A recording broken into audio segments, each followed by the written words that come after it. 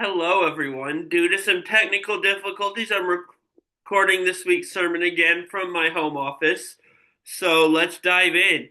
We are in week 2 of our series, Walking with Jesus, which is just about different aspects that are required of us in our daily relationship with Jesus on a regular basis and what it takes from us to be walking with Him. And last week we started the series off by talking about the fact that we need to follow Jesus and what it truly means to follow Jesus and what goes into that. And we'll be talking about another aspect of that relationship this week that we will get into in a little bit. But first, I have a bit of a story. So, back in June of last year, before I got hired here, I went to visit a church that I had done an interview or two with over the phone for the youth ministry position. And the church was in a town called Shell Knob, Missouri, which is not only very southern Missouri, almost on the Arkansas border, but also very western. And I am pulling up a map right now for you guys to show as this loads. One second. It paused the screen share. And so here we go. I'm about to pull this up. And so, yeah, as you can see, this gray dot here is where I was going, and I was in the St. Louis area. So, not close, about a 4 hour drive. And so, what happens is that there was an issue with my job at Dairy Queen. Either I forgot to ask off for that day or ask for a day shift, or they just didn't read my time note correctly, or what for whatever reason, I got scheduled from 4 to 11 that Saturday night before I'm supposed to be there on Sunday. And like I said, it's a 4 hour drive. It was way too long to just wake up and do the morning up. So 11 o'clock hits. I get off of my long fast food kitchen shift. I load up my bag in the car and I get on the road. But a couple hours down the road, I it's hit a storm. It starts raining really hard. And the only other time I've been in rain this hard was driving to Kentucky one day on a highway I was familiar with, and it was raining so hard that even though it was the middle of the day, I was having a hard time seeing through it. Now imagine it's raining that hard, but it's not the middle of the day. It's the middle of the night, so it's dark, and I don't know where I am. And so this was very hard, and it just kept going forever and ever. Like over the course of this drive, slowing down for this storm added a whole extra hour onto my trip, just as an idea. It's the worst experience I've ever had in a car driving. And the one silver lining of this trip, other than getting to worship at that church that Sunday morning, was that the next afternoon on Sunday, I drove by Springfield and I got to stop at a Buc-ee's for the first time, which is an experience that I don't know how to describe. It's the craziest gas station. If you get a chance to go to Buc-ee's, do it. But I mean, this storm went on forever, and it reached a point where, like, all I could think to do was just say out loud, "God help me! God, I'm scared! Help me!" And like for a lot of the drive, I was driving with my flashers and maybe even my brights also on just so I could see and so people would see me and not hit me. But as we live in our lives and as we walk with Jesus, there are situations and seasons that will come up like that where we don't know what's happening and we're scared and we don't know what to do.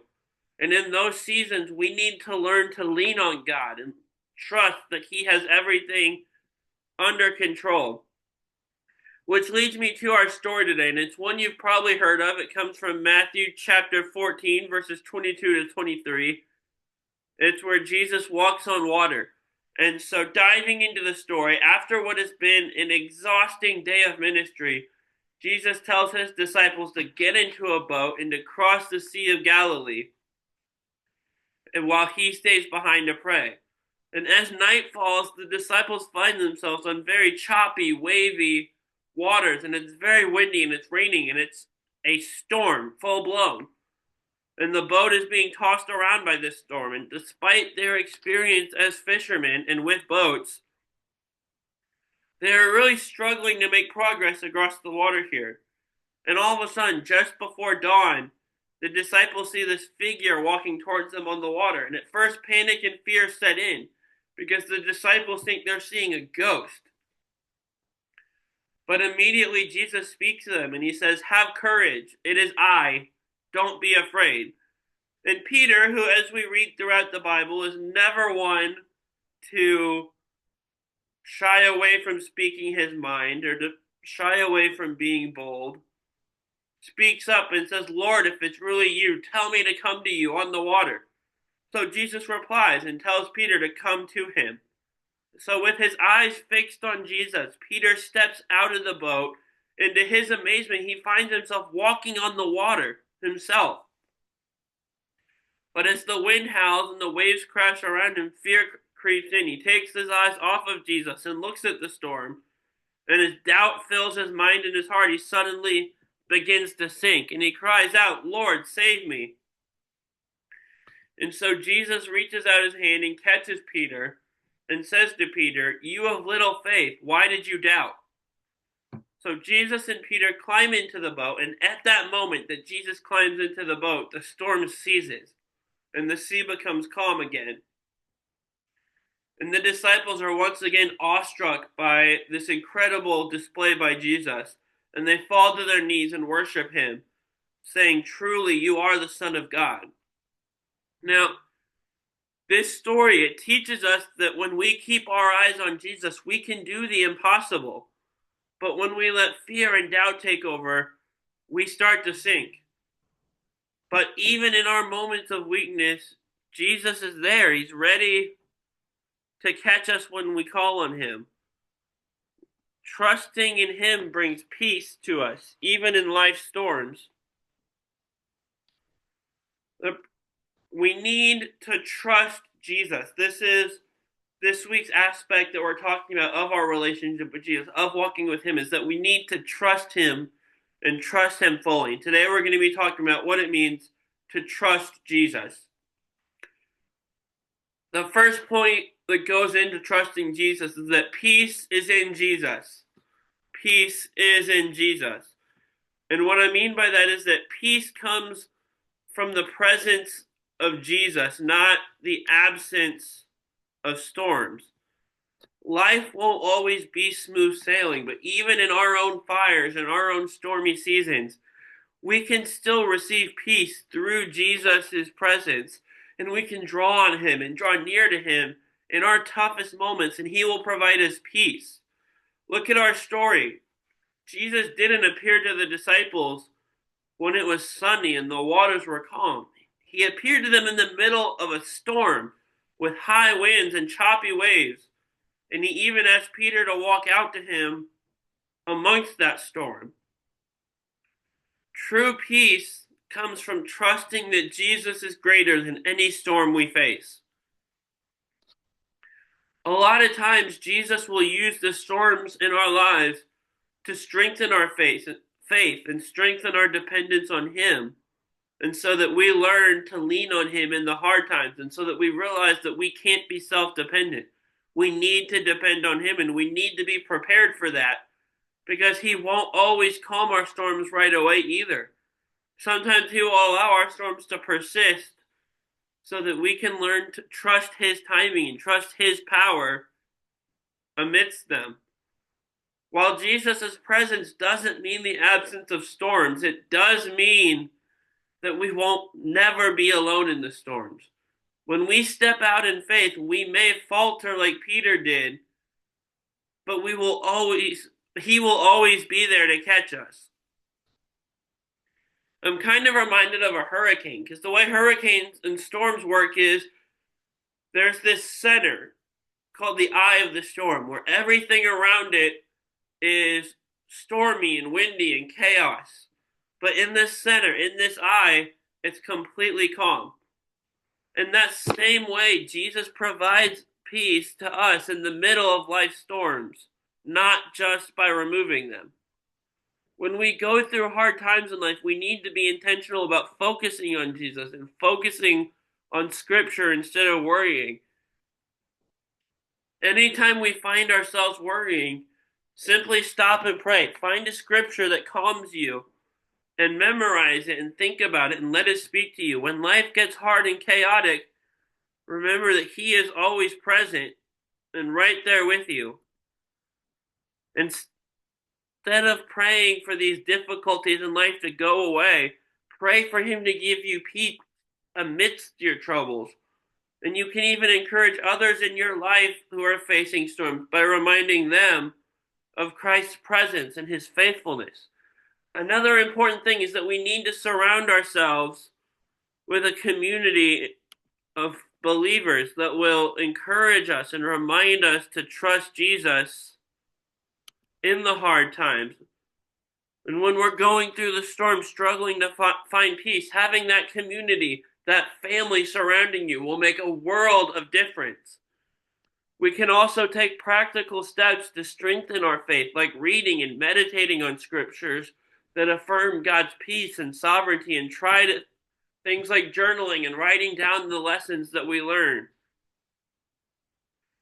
We need to learn to surrender to God daily and acknowledge that His ways are higher and that His peace surpasses our understanding. Our second point today, and this is another aspect that goes into trusting Jesus, is that we need to step out of the boat. Step out of the boat. Jesus called Peter to make a bold move of faith and to step out of the boat. Jesus called him to do this, even though at the time the circumstances made it seem impossible. If we are to have a relationship with Jesus, that requires willingness to make bold moves in faith, even when they're scary for us. Faith requires action. It requires trusting Jesus, and often walking with Jesus means stepping outside of our comfort zones, even when the outcome is uncertain to us. Now, when I say we need to step out of the boat, I don't just mean literal boats. In this case, the boat is your comfort zone. It's anything that represents security. I know it feels safe, but being in the boat, but growth happens outside of our comfort zone. Growth isn't supposed to be comfortable. So when we take that scary, uncomfortable, risky step, that's when growth begins to happen. That's when God begins to work in us and through us. Peter's step of faith here allows him to experience something miraculous, and he briefly got to experience walking on water. That's so cool. We often miss out on God's work in our lives because we're afraid to make that leap, afraid to take that first step. But remember, Jesus will always be there to catch us, even when we need to take that step.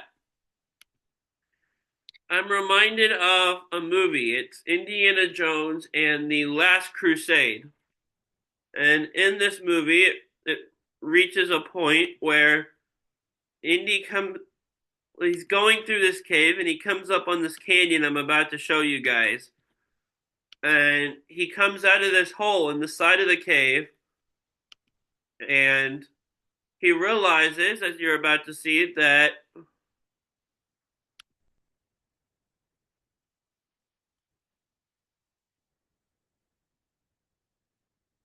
as you can see right here, that there's nothing in front of him for him to walk on. There is a giant canyon he needs to get across, and he can't do it. So he ends up taking a small step out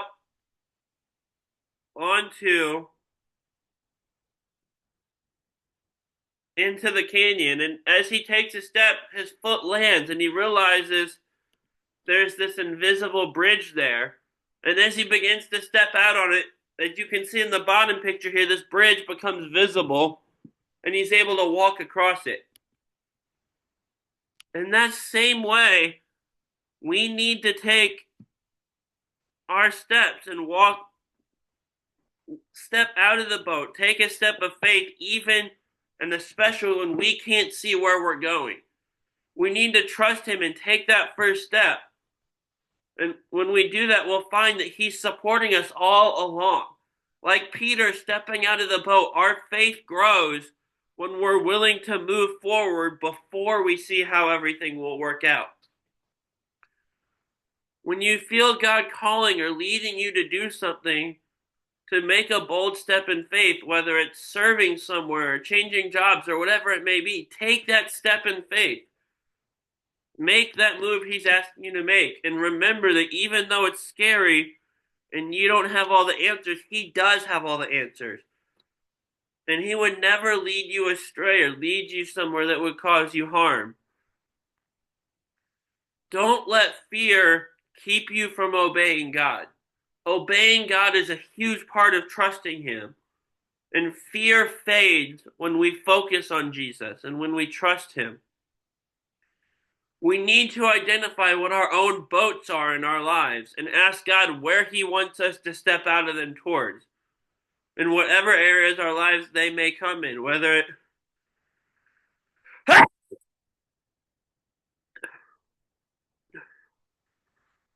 we need to be willing to take risks for Jesus and take risks for our relationship with him and to be walking with him.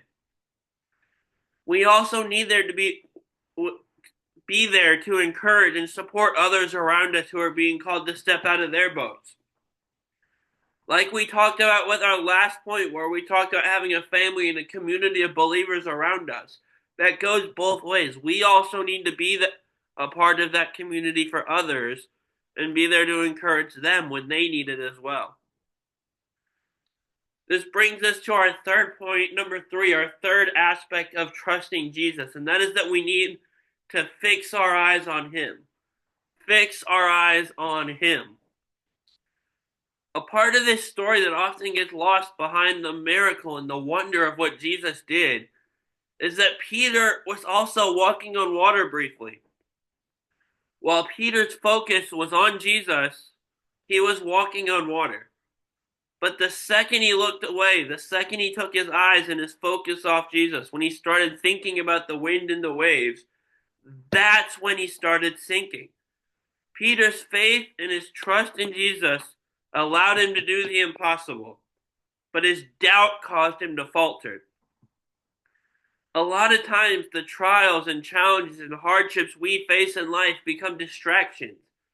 They pull our attention away from Jesus because we're so focused on trying to get through and trying to get out of these hard seasons that we don't focus on Jesus and we don't make him the priority. When those fears and doubts set in, that's when we need to focus on Jesus more than anything.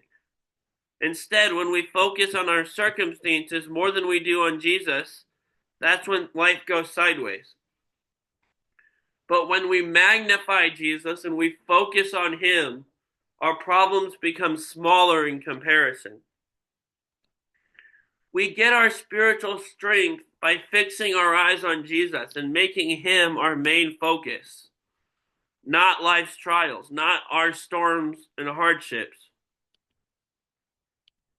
When we focus on him, the more peace he will be with us, and the more confidence and boldness we will have to walk with Jesus. You know, as a kid, my mom would take me to the park near our house to ride my bike a lot. And the thing about me is, back then and still now, my attention span wasn't and isn't the greatest. So I'd be riding my bike down this path and then look over there, oh, what's happening in the yard of the house backed up to the park?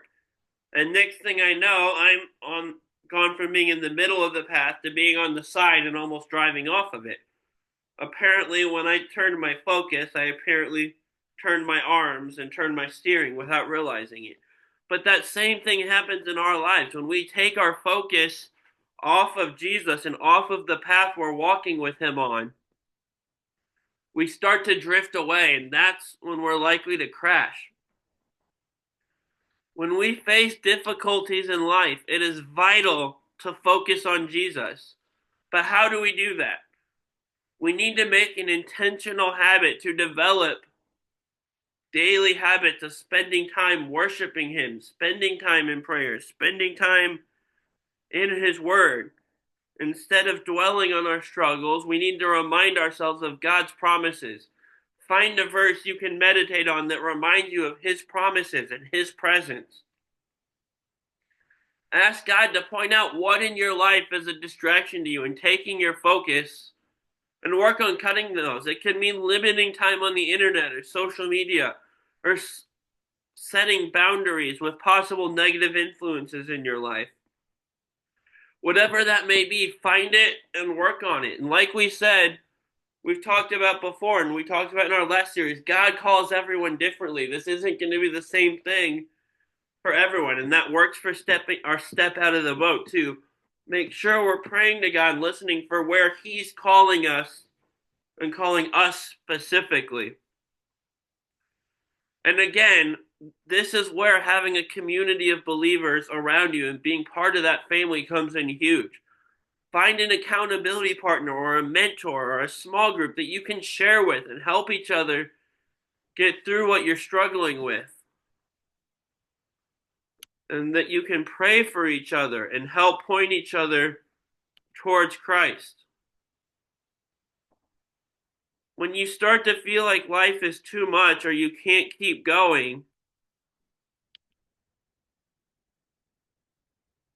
don't sink into fear. Turn to Jesus. Train yourself to respond to life with faith instead of fear. Respond to life with faith instead of fear, and speak and read His word. Spend time in prayer and worship Him through the storms.